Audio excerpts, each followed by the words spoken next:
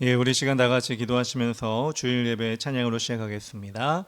사랑의 하나님 아버지 감사합니다. 천지 만물을 지으시고 우리 인간을 위하여 예수 그리스도를 이 땅에 보내셔서 모든 죄를 구속하셔 새로운 주님의 자녀로 인도하여 주시니 감사합니다.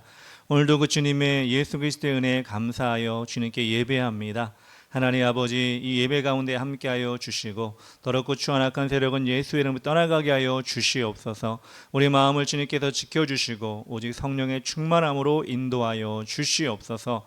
오늘도 예배를 주님께서 기뻐 받아주시기를 간절히 바라며 예수님의 이름으로 기도합니다. 아멘.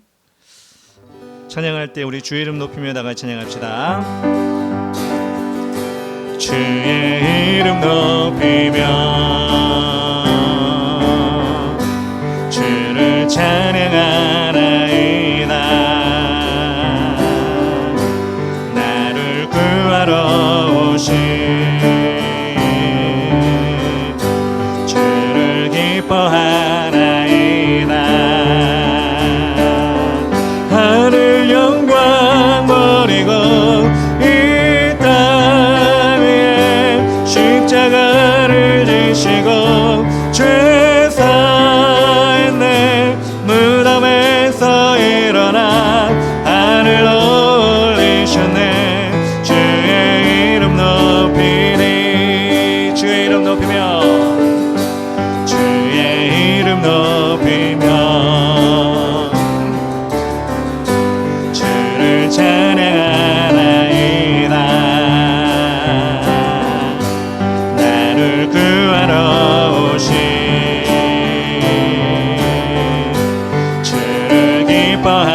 기뻐하나이다. 하늘 영광 버리고 이 땅 위에 십자가를 지시고 죄 사했네. 무덤에서 일어나 하늘 올리셨네. 주의 이름 높이니 한 번 더 예수의 이름을 주 이름 높이며 주의 이름 높이며 주를 찬양하나이다. 나를 구하러 오신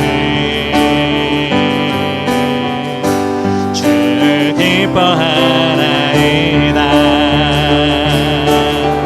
하늘 영광 버리고 이 땅 위에 십자가를 지시고 죄 사했네. 무덤에서 일어나 하늘 올리셨네. 주의 이름 높이리.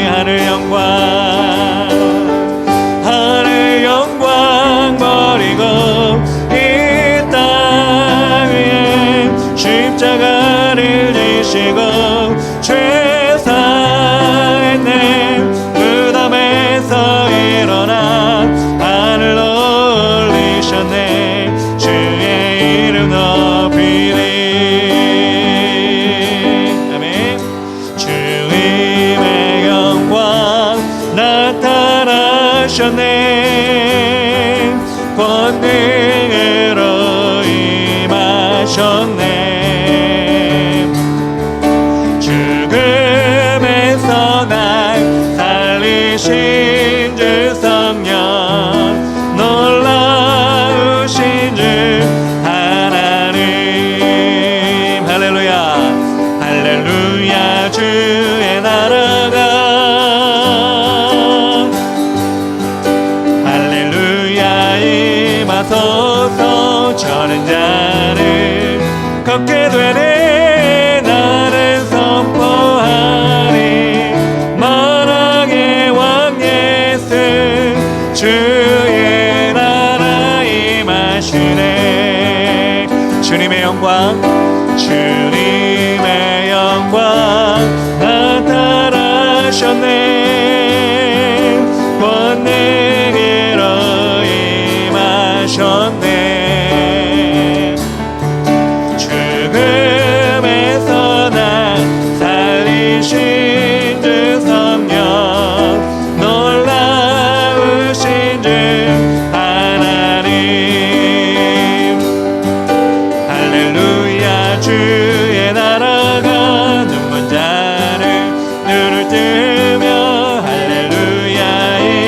임하소서. 저는 자를 걷게 되네. 나는 선포하리. 만왕의 왕 예수 주의 나라 임하시네. 다시 한번 주님의 영광 나타나셨네. 권능으로 임하셨네. 죽음에서 날 살리신 주 성령, 놀라우신 주 하나님. 할렐루야 할렐루야. 주의 나라가 중건자를 눈을 뜨며 할렐루야 임하소서. 저는 자를 걷게 되네. 나는 선포하리. 만왕의 왕 예수 주의 나라 임하시네. 할렐루야. 주의 나라가 할렐루야. 주의 나라가 중건자를 눈을 뜨며 할렐루야 임하소서. 저는 자를 걷게 되네. 나는 선포하리. 만왕의 왕 예수 주의 나라 임하시네. 내 영혼 내 햇빛 비치는 주 영광 찬란해. 이 세상 어떤 빛보다 이 빛 더 빛나네. 주의 영광 빛난 광채 내게 비춰 주시옵소서. 그 밝은 얼굴 배울 때 나의 영혼 기쁘다. 내 영혼에 노래 있으니 주 찬양합니다. 주 귀를 기울이시사 다 듣고 계시네. 주의 영광 빛난 광채 내게 비춰 주시옵소서. 그 밝은 얼굴 배울 때 나의 영혼 기쁘다. 내 영혼의 봄날 되어서 주 함께 하실 때 그 평화 내게 깃들고 주의 꽃피네. 주의 영광 빛난 광채 내게 비춰 주시옵소서. 그 밝은 얼굴 배울 때 나의 영혼 기쁘다. 내 영혼에 희망이 있고 큰 소망 넘칠 때 주 예수 복을 주시고 또 내려주시는 주의 영광 빛난 광 비춰 주시옵소서. 그 밝은 얼굴 배울 때 나의 영혼 기쁜 3절 합시다. 3절. 내 영혼에 봄날 되어서 주 함께 하실 때 주 평화 내게 깃들고 주의 꽃피네. 주의 영광 빛난 광채 내게 비춰 주시옵소서. 그 밝은 얼굴 배울 때 나의 영혼 기쁜 4절. 내 영혼에 희망이 있고 큰 소망 넘치네. 주 예수 복을 주시고 또 내려주시네. 주의 영광 빛난 광채 내게 비춰 주시옵소서. 그 밝은 얼굴 배울 때 나의 영혼 주의 영광 빛난 광채 내게 비춰 주시옵소서. 그 밝은 얼굴 배울 때 나의 영혼 기쁘다. 천천히 합시다. 주의 영광 빛난 광채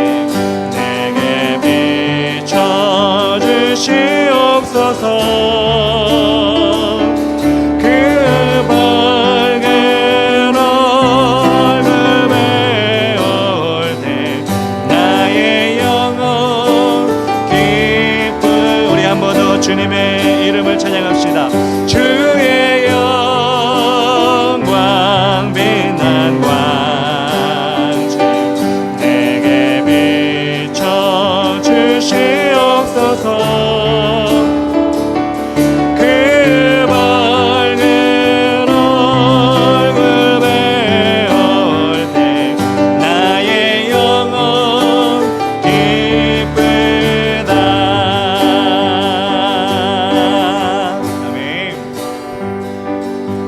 수많은 무리들 줄지어 그분을 보기 위해 따르네. 평범한 목수이신 그분 앞에 모든 무릎이 꿇어 경배하네.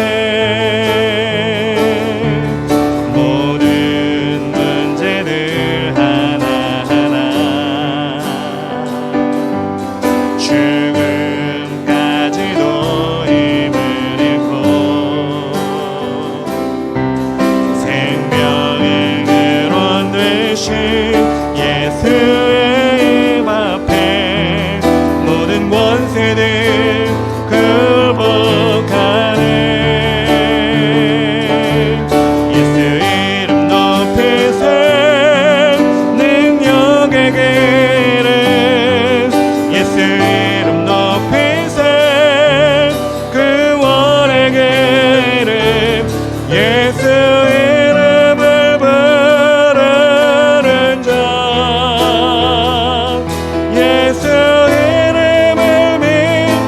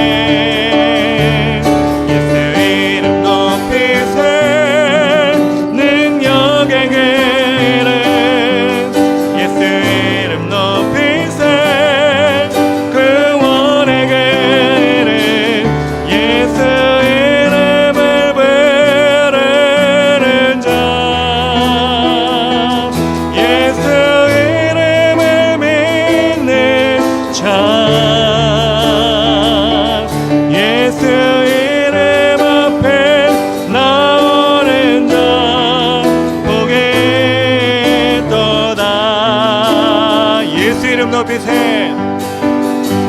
예수 이름 높이 셋. 능력의 이름. 예수 이름 높이 셋. 구원의 이름. 예수 이름을 부르는 자.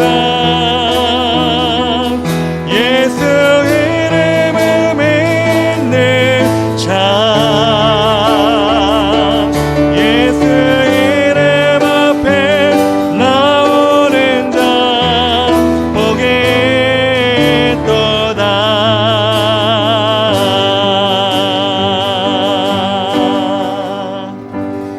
아멘. 사도행전 28장 11절부터 16절까지 말씀 우리 함께 저와 함께 교독하도록 하겠습니다. 제가 11절 읽겠습니다. 석 달 후에 우리가 그 섬에서 겨울을 난 알렉산드리아 배를 타고 떠나니 그 배의 머리 장식은 디오스구로라. 수국서에 대고 사흘을 있다가 거기서 둘러가서 레기온에 이르러 하루를 지낸 후 남풍이 일어나므로 이튿날 보디올에 이르러 거기서 형제들을 만난 그들의 청함을 받아 이레를 함께 머무니라. 그래서 우리는 이와 같이 로마로 가니라. 그곳 형제들이 우리 소식을 듣고 아비오 광장과 트레이스 타베르네까지 맞으러 오니 바울이 그들을 보고 하나님께 감사하고 담대한 마음을 얻으니라. 우리가 로마에 들어가니 바울에게는 자기를 지키는 한 군인과 함께 따로 있게 허락하더라. 아멘. 네, 자리에 앉아주시면 감사하겠습니다. 네, 오늘 사도행전 28장 11절부터 16절까지 말씀 하나님이 지켜주신 압송의 길이라는 제목으로 하나님의 말씀을 전하도록 하겠습니다. 여러분 조선시대에 우리는 조선시대 살아보지 않았지만 많은 문헌을 통해 아니면 드라마나 여러 가지 정보를 통해 알 수 있는 것이 암행어사 제도라는 것이 있었습니다. 왕의 명령을 받아서 몰래 지방을 돌아다니며 순찰하는 사람을 암행어사라고 했습니다. 그 암행어사에는 여러 가지 특권이 주어지는데요. 그 특권이 주어지는 그 표시가 있습니다. 여러분 아마 다 아실 겁니다. 마패라고 하는 것이 그 암행어사에게 주어집니다. 이 마패는 어느 지방에 가든 그곳에서 말과 또 사람을 인원을 동원할 수 있는 그런 특권을 나타내는 표시가 바로 마패입니다.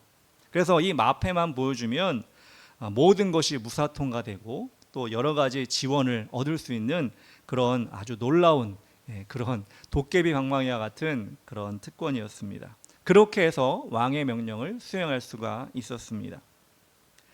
그래서 이 암행어사가 한 번도 가보지 못한 지역에 갈 수가 있잖아요. 그런 것에 갈지라도 이 마패를 가져가면 든든하죠. 왜? 왕의 명령을 내가 들고 있기 때문에 그렇습니다. 그래서 어떻게 보면 사도 바울 역시 오늘 본문에 나온 사도 바울 역시 바울에게도 이런 특권을 하나님께서 주신 것이 아닌가라는 것을 생각을 하게 됩니다. 왜냐하면 하나님의 인도하심을 받은 사도 바울은 전도 여행을 3차에 걸쳐서 진행을 했습니다. 여러분 그 가운데 많은 믿음의 산물들, 믿음의 사람들을 세우는 일을 사도 바울이 하게 됐지요. 그래서 그곳에 교회를 세우고 믿음의 사람들을 세우고 그렇게 그 지역을 복음화시키게 되었습니다. 그런데 너무나 감사하게도 사도 바울이 그 지역을 떠났음에도 불구하고 그 지역의 교회는 계속 성장을 하고 그곳에 있는 성도들은 그곳에서 또 흩어져서 사도 바울이 전하여준 예수 그리스도의 복음을 전하였고 자기가 또 이주한 곳에서도 그 복음을 전하게 된 것입니다. 그렇게 서로 연결되어서 교제를 나누고 믿음의 교제를 나누는 사람들이 사도 바울을 통해서 많이 생겨나게 되었습니다. 이런 일 가운데 사도 바울이 로마로 가는 지금 여정 가운데 있습니다. 사실 여행은 아니죠. 왜냐하면 왜냐하면 끌려가는 겁니다. 로마에 가서 재판을 받기 위해서 지금 끌려가는 상황에 있는 것입니다. 그런 가운데 많은 일들이 사도 바울에게 일어난 것을 우리가 지금까지 계속 성경을 통해 보고 있었는데 하나님이 곳곳에 사도 바울이 가는 곳곳에 많은 도움의 손길을 하나님께서 다 심어 주셨습니다. 멜리데 섬에서 3개월 동안 겨울을 지내고 다시 로마로 움직이게 된 사도 바울이 가야 할 길이 오늘 장면에 많이 나옵니다. 그런데 그 길 또한 하나님께서 예비하신 길이었기 때문에 외롭고 힘든 길은 아니었다고 오늘 말씀에 증거하고 있습니다. 13절 14절에 이렇게 나옵니다. 거기서 둘러가서 레기온에 이르러 하루를 지낸 후 남풍이 일어나므로 이튿날 보디올에 이르러 거기서 형제들을 만나 그들의 청음을 받아 이레를 함께 머무니라. 그래서 우리는 이와 같이 로마로 가니라 라고 나옵니다. 첫 번째, 우리가 사도 바울의 여정 가운데 압송되는 가운데 우리가 알 수 있는 것은 무엇이냐? 함께 예배할 때 힘이 됩니다 라는 것입니다. 함께 예배할 때 힘이 됩니다. 사도 바울이 보디올이라고 하는 곳에 이르렀을 때 그곳에서 예수를 믿는 형제들이 바울을 초대하게 됩니다. 그리고 일주일 동안 이레라고 하죠. 이레. 이게 어떻게 보면 순 한글말인데 우리 지금 잘 아는 세들은 잘 모를 수가 있어요. 7일이란 뜻이죠. 이레 동안 거기서 머물면서 교제를 나누게 됩니다. 죄수의 신분이었던 사도 바울. 그런데 그 죄수가 아무데나 함부로 일주일 동안 갈 수 있을까요? 아니요, 그렇지 않을 겁니다. 분명히 그것은 불가능한 일일 것입니다. 그런데 이 바울이 이 보디올에서 일주일간 7일 동안 지인의 초대를 받아서 자리를 벗어날 수 있었다는 것은 이 사도 바울을 초대했던 사람들이 그 지역에 유력한 사람이 아니었는가, 그리고 예수 그리스도를 믿는 사람이 아니었는가 추측할 수 있습니다. 왜냐하면 사도 바울을 이끌고 가는 백부장이 그것을 허락했다는 거예요. 백부장이 허락할 정도면 어느 정도 권력이 있고 어느 정도 위치가 있는 사람이 백부장에게 얘기해서 그 일이 일어났다는 것입니다. 그리고 그들이 일주일간 그것에 머물면서, 사도 바울이 그곳에 머물면서 몸과 마음 그리고 지친 육체를 온전히 치유할 수 있는 믿음의 교제를 할 수 있었다는 것입니다. 특별히 7일 동안, 이레 동안 머물렀다라는 것을 통해 우리가 힌트를 얻을 수 있는 것이 무엇인가 생각을 해볼 때, 사도 바울이 어떤 요일에, 지금으로 치면 월, 화, 수, 목, 금, 토, 일 이렇게 있잖아요. 어떤 요일에 갔는지 모르겠지만 7일 동안 머물렀다는 것은 그곳에서 주일을 지낼 수 있었다는 것을 의미합니다. 그 당시에는 유대인들이 안식일도 지켰지만 예수를 믿게 된 사람들, 예수 그리스도를 통해 복음을 깨달은 사람들, 그래서 구원받은 사람들은 그 전에 유대인이었기 때문에 유대인의 그 습관에 따라서 안식일도 지켰지만 또 지킨 것이 무엇이었느냐? 주일. 예수님이 부활하신 것이 주일이기 때문에 주일, 지금으로 치면 우리가 일요일이죠. 일요일도 주일로 지키고 있었습니다. 그러니까 안식일도 지키고 주일도 지킨 것입니다. 사도 바울 역시 그때 부활하신 예수 그리스도를 지키는 주일을 지키고 있었는데, 일주일 동안 있었다는 것은 그 지역에서 그 사람들과 주일 예배를 함께 드릴 수 있었다는 것을 우리는 추측할 수가 있습니다. 사도 바울이 로마로 압송되는 가운데 누구와 동행했죠? 누가와 동행했습니다. 그리고 아리스다고와 3명에서 동행을 했습니다. 그 중간에는, 그 동안에는 이 3명이 믿음의 사람들이었기 때문에 주일도 함께 예배를 드리고 항상 같이 모여서 예배를 드렸을 텐데, 그렇게 3명만 예배 드리다가 이제 보디올이라는 곳에 와서 믿음의 형제들과 7일 동안 보내면서 예배도 함께 드렸으니 얼마나 감격 있고 은혜로운 예배가 되었겠습니까? 우리도 3명, 4명, 5명 예배 드리지만 여기 50명, 60명 이렇게 예배 드리면 참 은혜가 될 것 같죠? 믿음의 사람들이 함께 드리면 은혜가 될 것 같죠? 마찬가지로 사도 바울이 그렇게 보디올에서 함께 예배하는 그런 은혜를 체험했다는 것을 우리는 말씀을 통해 구체적으로 나와 있지 않지만 우리는 추측할 수가 있습니다. 이렇게 믿음의 사람들이 함께 예배드리는 것, 함께 모여 예배드리는 것, 하나님이 너무나 기뻐하시는 것입니다. 그리고 그 예배에 참석하는 사람들이 힘을 얻고 하나님의 위로를 받고 세상에 나가서 하나님의 능력을, 예수 그리스도의 능력을 발휘할 수 있는 충전하는 시간이 되는 것이 바로 함께 예배드리는 시간이라는 것입니다. 여러분도 그런 예배를 꿈꾸면서 오셨습니까? 우리 교회 올 때 어떤 마음으로 올까요? 물론 우리 교회 성도들은 정말 예배를 열심히 참석해서 예배 가운데 하나님의 은혜를 어떻게 하면 꿈꾸고 오고 은혜 받아야지 이런 마음으로 오지만, 때로는 우리가 세상에 지쳐, 세상의 어려움 가운데 우리 마음이 그것조차 생각하지 못하고 그냥 발길 따라 올 때가 많이 있습니다. 그런데 예수님은 그런 사람이라 할지라도, 그렇게 힘들고 지친 사람이라 할지라도 함께 예배드리는 가운데 그 사람을 회복시키기를 원하십니다. 그래서 여러분, 예배에 나왔다면, 하나님께 나왔다면 여러분의 마음 심령을 하나님께 다 여시기 바랍니다. 그러면 예수님께서 여러분 마음이 또는 준비되지 못하고 때로는 여러분의 심령이 낭망하고 좌절한다 할지라도 분명히 회복시키실 것이며 하나님의 사람으로 온전하게 다시 일어서게 하실 것입니다. 저는 그런 예배를 많이 체험했고요. 그런 예배 가운데 하나님을 고백하며 예수 그리스도를 고백하며 그렇게 세상에 나가 승리한 경험들이 많이 있습니다. 제 얘기를 많이 하면 교만해질 수 있으니까 예전에 베트남 전쟁 때 제임스 스톡데일이라고 하는 미군 공군 조종사가 있었습니다. 열심히 전쟁을 하는 가운데 어떻게 비행기가 추락을 하게 돼요. 베트남군에게 이제 포로로 잡히게 된 것입니다. 호아로 수용소라는 곳으로 이 사람이 이송이 됐는데 곳에 가보니 자신 말고 다른 미군들도 많이 포로로 잡혀와 있었던 것입니다. 전쟁이 장기화되고 이 미군 포로들이 미국으로 돌아가야 되는데 사실 그런 희망까지도 많이 이제 옅어지는 그런 상황 가운데 되었습니다. 그런데 그렇게 어렵게 포로 생활을 이어가는 가운데 이 제임스 스톡데일이라고 하는 이 공군 조종사가 생각해낸 것이 있습니다. 주위에 있는 미군 포로들과 함께 생각해낸 것이 있었습니다. 그것이 무엇이냐? 그것이 바로 자신들이 어릴 때부터 다녔던 그 교회 학교에서 가르쳐준 성경 말씀, 우리 그거 기억해보자. 그거 우리 한번 생각해보고 우리 하나님께서 우리를 분명히 지켜보고 계시니 우리 그 말씀을 통해 힘을 얻자, 이런 결심을 하게 된 것입니다. 그런데 여러분, 포로로 잡혀온 것이 휴양을 간 게 아니잖아요.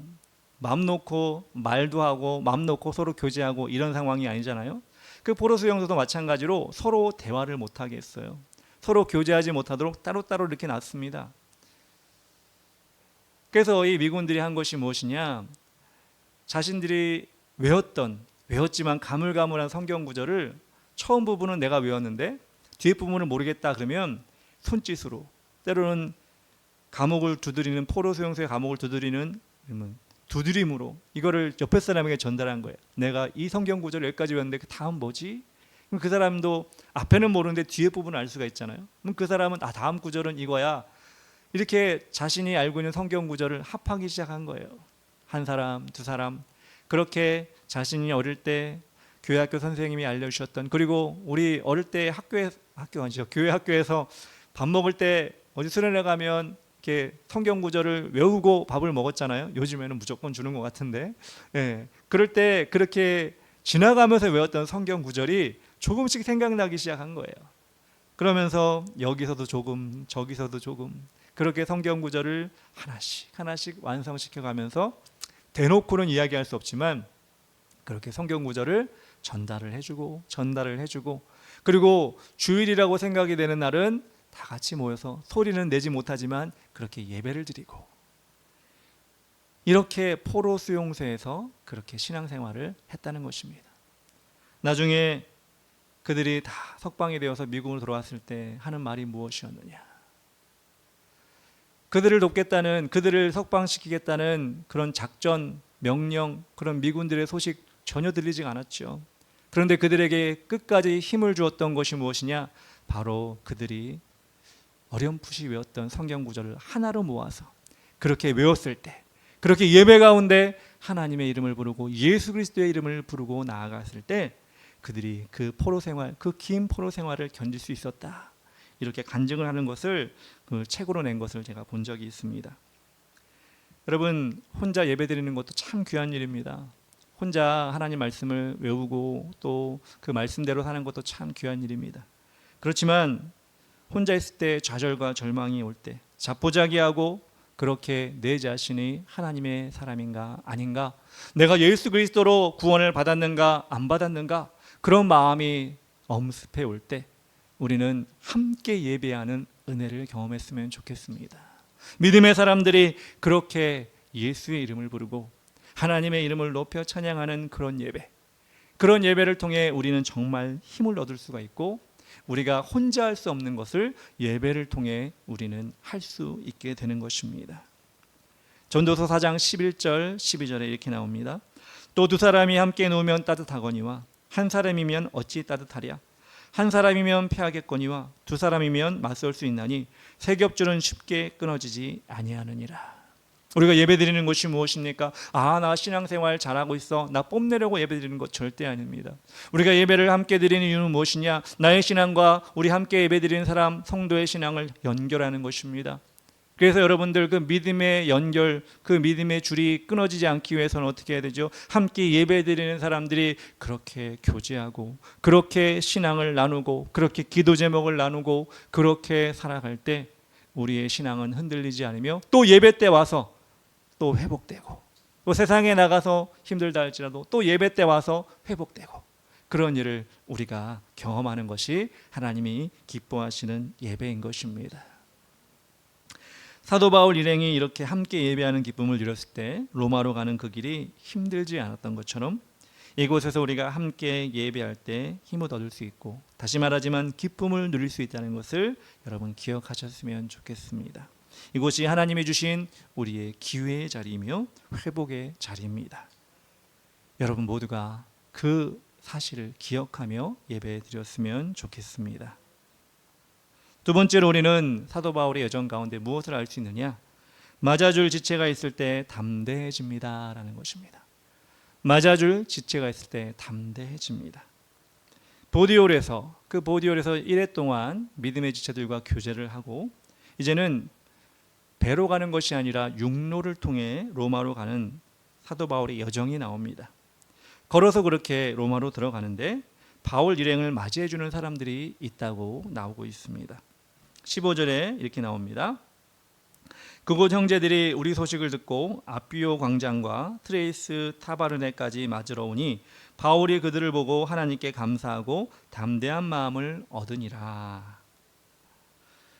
바울은 지금 로마에 처음 가는 것입니다. 물론 로마 시민권이 있었습니다. 근데 이 태어나서 바울은 로마에 지금 처음 가는 것입니다. 그래서 로마에 어떤 아는 사람이 있는지 몰랐습니다. 그렇죠. 자기가 가본 적이 없는데 거기서 내가 아는 사람이 있을까? 그런데 바울도 몰랐던 형제들이 이 소식을, 바울이 온다는 소식을 듣고 바울을 맞이하러 지금 나온 것입니다. 여러분 그런 경험 있는지 모르겠어요. 해외로 나가게 되면 공항에 도착했을 때 누군가가 우리의 이름이 적힌 종이를 딱 들고 출국장에 있으면 여러분 어떨까요? 그런 적 있으신가요? 저는 예전에 회사 다닐 때 일본에 갔을 때, 출장 갔을 때 그렇게 맞이해준 일본 직원이 있었거든요. 한참 전 일이지만 그럴 때는 아무리 처음 가시는 곳이라 할지라도 마음이 놓이게 되죠. 왜? 나를 누가 마중해주는 사람이 있기 때문입니다. 제가 가끔 유튜브를 통해 북한에서 탈북하신 분들 이야기를 들을 때가 있습니다.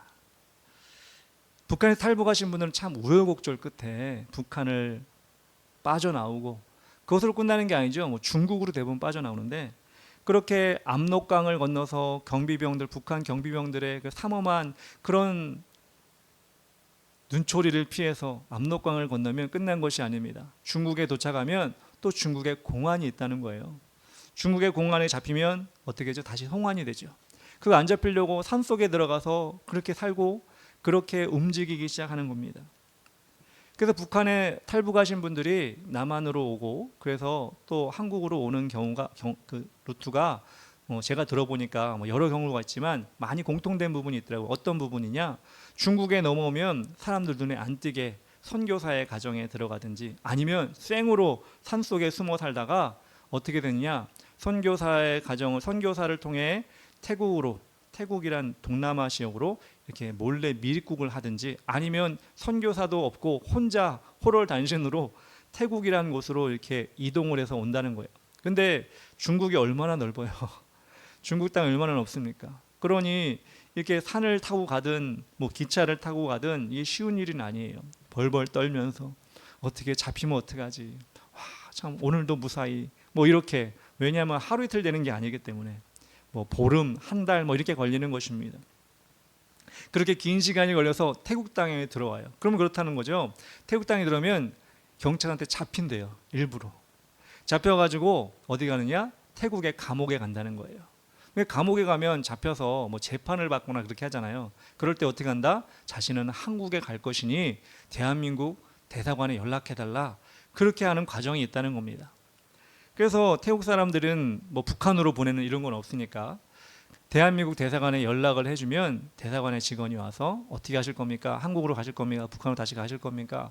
이렇게 하면 대부분 한국으로 가겠습니다. 이렇게 얘기를 한다는 거죠. 예, 그럼 저희가 손을 쓰겠습니다. 이렇게 얘기하고 시간이 오래 걸린대요. 하루아침에 그럼 내일 당장 나오십시오. 이게 아니라 뭐 한 달이 걸리기도 하고 6개월이 걸리기도 한다는 거예요. 어디서? 태국 감옥에서. 그래도 한국에 간다는 희망이 있어서 그 시간을 기다리는데 그래도 불안하죠. 감옥에 계속 있으니까. 그래서 시간이 지나서 이제는 이제 한국으로 대한민국으로 갈 수 있는 길이 열렸습니다. 비행기 편이 준비가 되었습니다. 그 대사관 직원이 와서 대한민국으로 들어올 때 이 태국의 감옥에 있던 북한 탈북자들이 가장 고민한다는 거예요. 이거 거짓말 아니야? 대한민국으로 데려간다 놓고 나 북한으로 보내는 거 아니야? 이런 마음이 너무나 가득해가지고 잠이 안 온다는 거예요. 잠이 안 오고 근데 비행기를 탔어요. 탔는데 또 걱정이 되는 것이 무엇이냐? 내가 대한민국 가면 누가 맞이해 줄 사람이 없는데 대한민국 가가지고 내가 어떻게 살지? 내가 대한민국 사람도 아니고 북한 사람인데 어떻게 살지? 그런 마음이 있다는 거예요. 고민, 걱정이 있다는 거예요.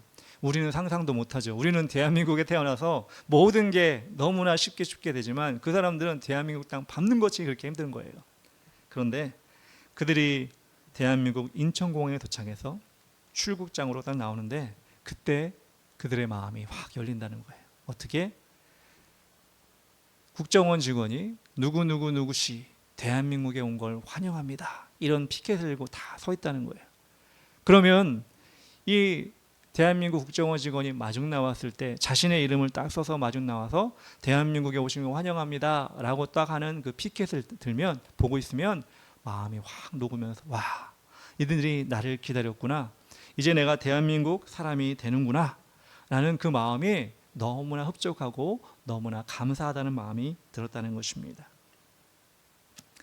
이렇게 불안하고 힘들고 어려운 경로를 통해 이 대한민국에 들어온 사람을 마중 나와서 환영해 줄 때 그렇게 탈북자들이 마음이 녹았던 것처럼 바울이 지금 로마로 처음 가는 그 길에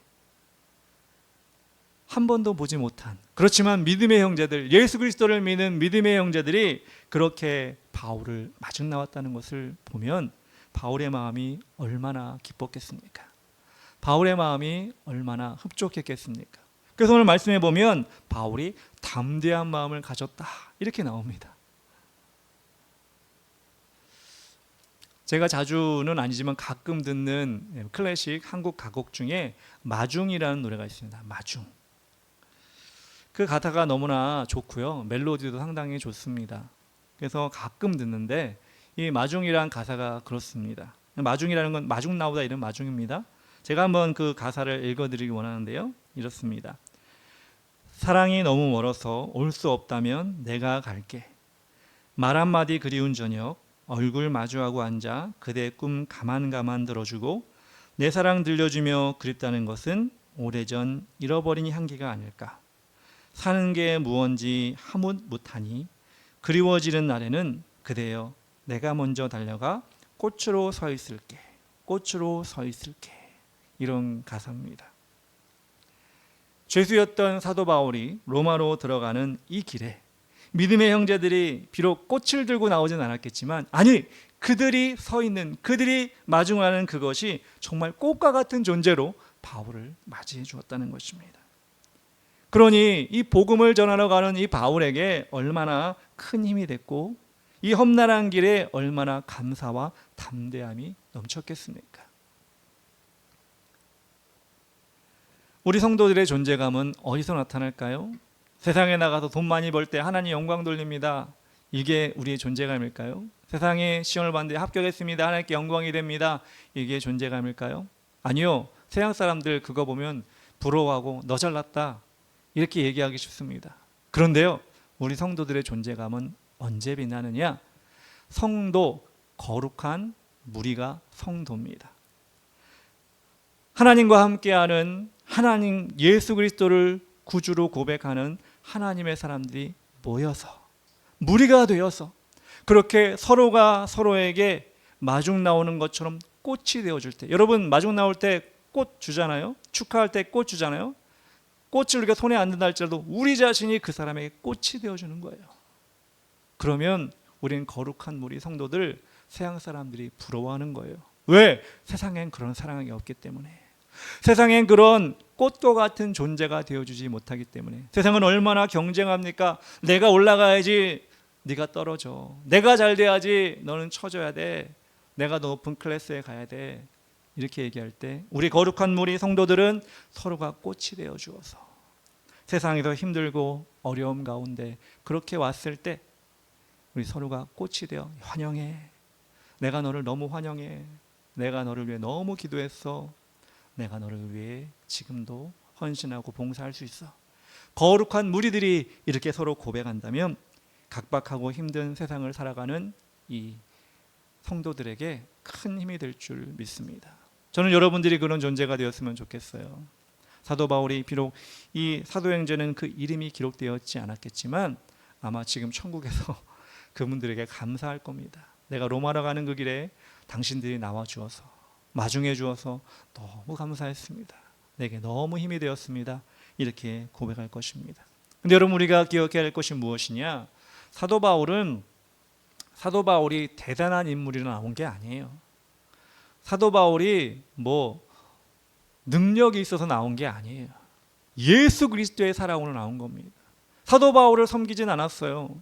사도 바울을 막 신처럼 모시지 않았어요. 이들이 나온 건 그렇게 나온 것이 아닙니다. 인간 사도 바울 아무것도 아닙니다. 근데 하나님의 복음을 전한다는 그 열망으로 사도 바울이 나왔기 때문에, 예수 그리스도의 복음을 들고 나왔기 때문에 이 성도들이 사도 바울을 마중해 준 것입니다. 우리는 때때로 그런 생각을 합니다. 인간을 높여놓고 인간을 섬기는 그런 모습들이 얼마나 많이 있습니까? 사도 바울 정도 되면 사실 이단 교주가 돼도 뭐라 할 말이 없습니다. 왜? 죽은 자도 살리고 앞치마와 수건만 가지고도 사도 바울이 병든 자를 고쳤는데, 그런 사도 바울은 자신이 높아지기를 절대 원하지 않았습니다. 하나님께서도 이 사도 바울을 그래서 사용하신 것입니다. 근데 지금 세상은 얼마나 인간을 높이고 얼마나 하나님의 이름을 망령되게 일컫는 그런 풍조들이 많이 있습니까? 우리가 성도와 성도가 서로를 마중하고 꽃이 되어주는 존재이지만 서로를 추앙하는 존재는 아닙니다. 어떤 인간도, 예수 그리스도 외에 어떤 인간도 우리가 믿는 존재가 될 수 없는 것입니다. 저는 여러분들이 그걸 확실히 믿고 그 예수 그리스도를 믿는 우리의 이 모임 가운데 그런 하나님의 사랑이 넘쳐나는 우리가 되었으면 좋겠습니다. 세 번째로 사도 바울 그 가는 길에 어떤 일이 벌어졌느냐? 복음 전파의 기회가 주어집니다. 복음 전파의 기회가 주어집니다. 16절에 이렇게 나옵니다. 우리가 로마에 들어가니 바울에게는 자기를 지키는 한 군인과 함께 따로 있게 허락하더라 라고 나옵니다.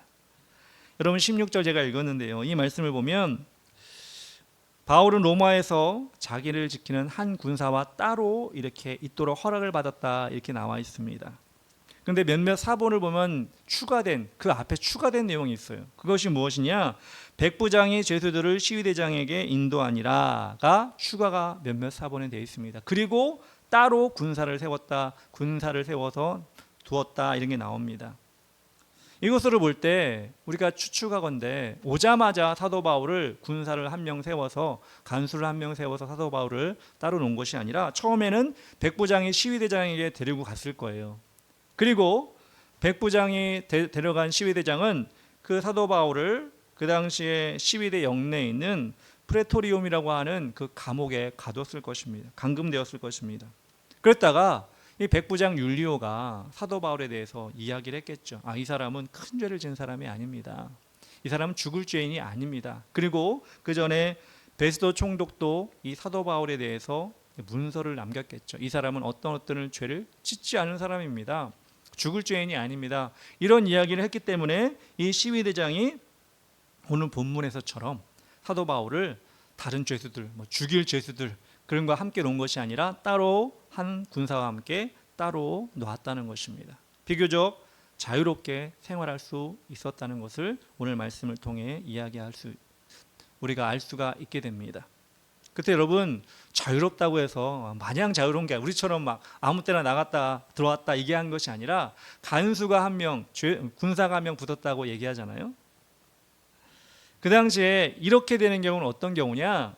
이 간수가 한 명 붙었다는 것은 그 시위대 근처에 있는 군영에서 일정한 거리 이상 벗어나지 못하는 가운데 항상 어디를 가든지 군인의 감시를 받아야 하는 상황이 된 것입니다. 그리고 죄수가 간수와 함께 따로 떨어지면 두 사람을 이렇게 같이 묶어 놔야 되는 거예요.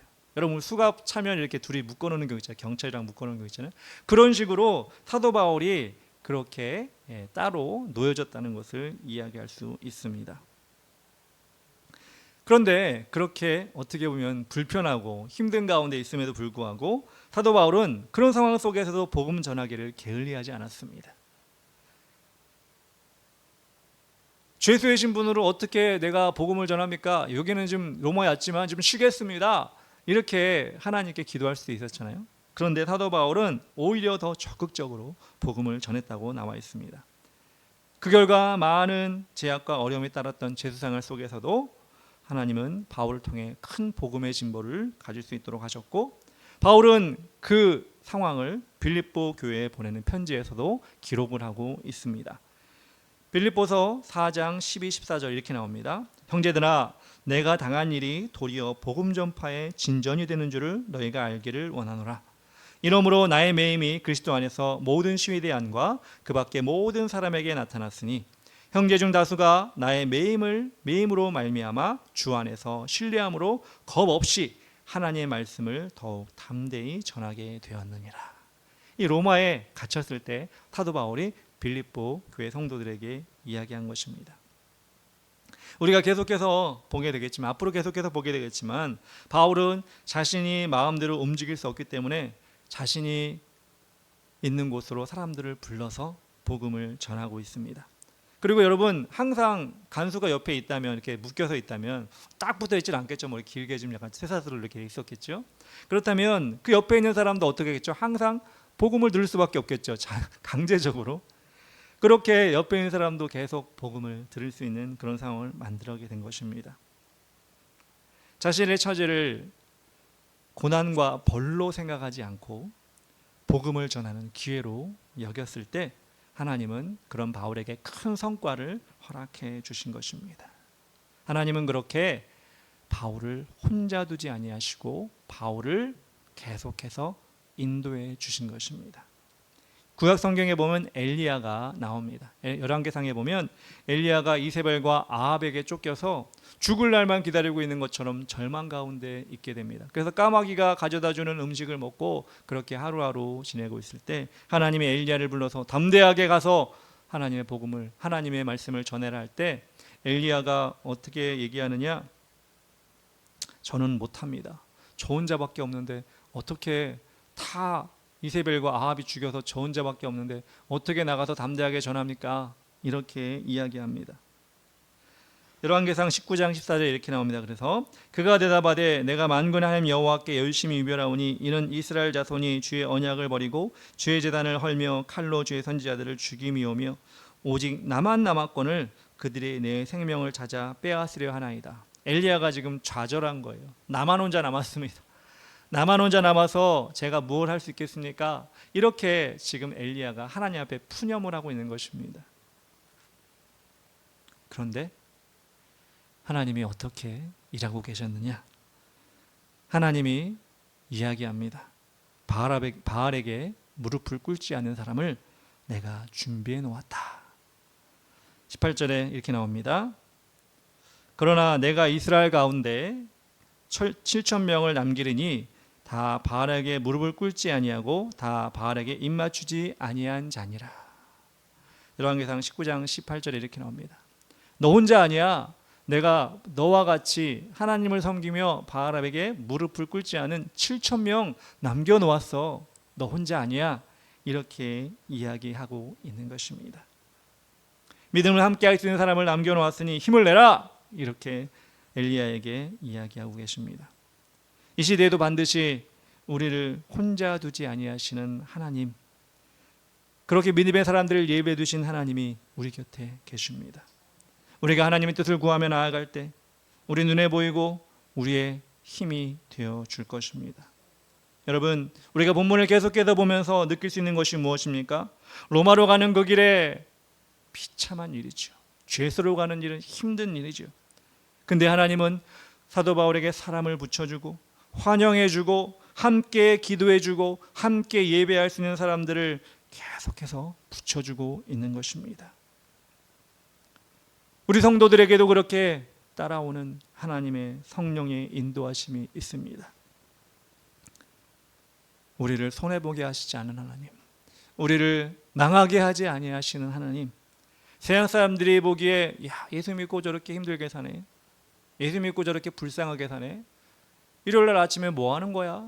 이렇게 얘기할 수 있을 때 우리는 이곳에서 예배하며 하나님을 높여드리고 하나님이 우리의 힘 되어주시고 능력이 되어주시고 앞으로도 우리 삶 가운데 그렇게 우리와 함께하는 바알에 무릎을 꿇지 않은 7,000명을 남겨주신 것처럼 우리에게 그렇게 믿음의 사람들을 예배해 주실 하나님, 여러분 그 하나님을 신뢰하시기 바랍니다. 그 하나님을 찬양하시기 바랍니다. 그 하나님을 여러분 날마다 만나시기 바랍니다. 우리 시간 찬양하며 기도하기 원하는데요, 혼자 걷지 않을 거예요. 우리 다 같이 찬양하면서 우리 함께 기도하도록 합시다. 그대 폭풍 속을 걷고 있을 때, 그대 폭풍 속을 걷고 있을 때, 비바람을 마주해야 할 때, 불빛조차 보이지 않아도 그대 혼자 걷지 않을 거예요. 두려움 앞에서 하늘을 보아요.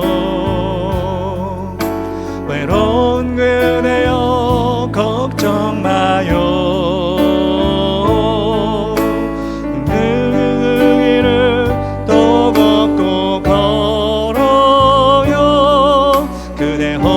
걷지 않을 거예요. 다시 한번 처음부터. 그대 폭풍 속을 걷고 있을 때, 비바람을 마주해야 할 때, 불빛조차 보이지 않아도 그대 혼자 걷지 않을 거예요. 두려움 앞에서 하늘을 보아요. 외로운 그대여 걱정 마요. 꿈꾸는 그 길을 또 걷고 걸어요. 그대 혼자 걷지 않을 거예요. 두려움 앞에서 하늘을 보아요.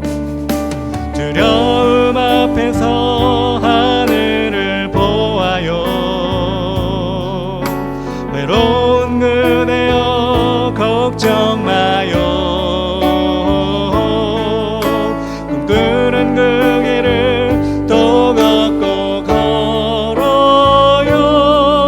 그대 혼자 걷지 않을 거예요. 우리 시간 다 같이 기도하기 원합니다. 하나님, 오늘 사도 바울의 여정 가운데 우리의 삶을 투영하기 원합니다. 그렇습니다. 우린 사도 바울처럼 힘든 삶은 아니지만 때로는 우리 아버지 하나님, 우리의 자신도 사도 바울처럼 그런 낙심 가운데 어려운 가운데 처할 수 있는 상황이 될 줄 믿습니다. 그럴 때 우리 하나님께서는 사도 바울을 혼자 두지 아니하시고 함께 기도하며 예배할 수 있는 사람 허락하여 주시고, 사도 바울이 처음 가는 그 길을 마중해 줄 사람들을 사도 바울에게 보내주신 것처럼 우리가 정말 우리의 삶 가운데 그렇게 우리 서로가 성도가 되어 우리 서로를 도와주고 서로 힘을 주는 존재가 될 수 있도록 도와주시옵소서. 그래야 세상에 주의 복음, 예수 그리스도의 복음을 전하는 우리가 될 수 있도록 도와주시옵소서. 그렇게 우리를 사용해 주시고 그렇게 우리가 힘을 얻게 하여 주시고 그렇게 하나님 영광 돌리게 해달라고 주의 이름 우리 다 같이 기도하며 나가겠습니다. 주여, 사랑의 하나님 아버지 감사합니다. 오늘도 주님께서 인도하여 주시어서 하나님 우리가 연약함을 아시는 주님, 우리의 부족함을 아시는 주님, 때로는 사도 바울처럼 힘들고 어려운 삶 가운데 그런 여정 가운데 들어갈 때에도 우리 하나님이 혼자 두지 아니하시고 또 아버지 하나님 마중 나와 아버지 사도 바울에게 힘을 주는 사람들처럼 그렇게 성도의 관계를 맺게 하여 주심을 감사합니다. 그렇습니다. 하나님 우리는 연약합니다. 우리는 아버지 하나님 그렇습니다. 아버지 하나님 부족합니다. 그러나 우리 하나님이 우리를 혼자 두지 아니하시고 성령의 인도하심을 날마다 받게 하신 줄 믿사오니 우리가 그것을 우리가 날마다 체험하고 나갈 수 있도록 인도하여 주시옵소서. 그렇게 하나님 영광 돌리며 나가는 우리가 될 수 있도록 인도하여 주시옵소서. 주님 의지합니다. 아버지 험한 세상 속에 주님 오시는 그날까지 7,000명의 아버지의 바벨에게 무릎을 꿇지 않은 사람들이 있었던 것처럼 우리 또한 아버지 그렇게 하나님 아버지 누군가에게 성도들에게 힘을 내어주는 존재가 될 수 있도록 도와 주시옵소서. 주님 의지하오니 주님 영광 받아 주시옵소서. 사랑의 하나님 아버지 감사합니다. 오늘도 말씀 가운데 하나님의 능력과 하나님의 인도하심을 보게 하여 주시니 감사합니다. 하나님 아버지 우리가 정말 사도 바울과 같이 로마로 가는 그 길처럼 세상에 살아가는 그 길, 우리 하나님의 나라를 바라보는 그 길, 아버지 하나님 즐거운 것만은 아니며 외로울 때도 있고 또한 아버지 고달플 때도 있습니다. 그러나 하나님 예수 그리스도께서 홀로 가신 그 길을 우리도 그 길을 갈 때 사도 바울에게 주신 그 놀라운 일이 우리에게도 나타날 수 있도록 도와주시옵소서. 그렇습니다. 하나님 천국 가는 그 길에 우리 예수님께서 분명히 마중 나와 주실 텐데 우리가 세상에 살아가는 그 동안에는 우리가 서로를 위해 힘을 주며 서로에게 하나님의 사랑을 전하는 존재가 될 수 있도록 도와주시옵소서. 이제는 우리 구주 예수 그리스도의 크신 은혜와 하나님 아버지의 크고 위대하신 사랑과 성령님의 인도하시고 동행하시고 도와주심이 우리를 보내시는 곳에서 하나님이 언제나 함께 하시며 우리에게 꽃이 되어 환영해 주시는 성도가 되게 하심을 믿고 어디에서든지 하나님 이름을 선포하며 승리하기를 경험하는 그것을 원하는 우리 주의 길을 가는 교회 성도들의 머리머리 위에와 가정 위에와 직장 위에와 학교 위에와 가는 곳 모든 곳 위에 그리고 이 나라 민족 위에 지금으로부터 영원까지 함께 계실지어다. 아멘.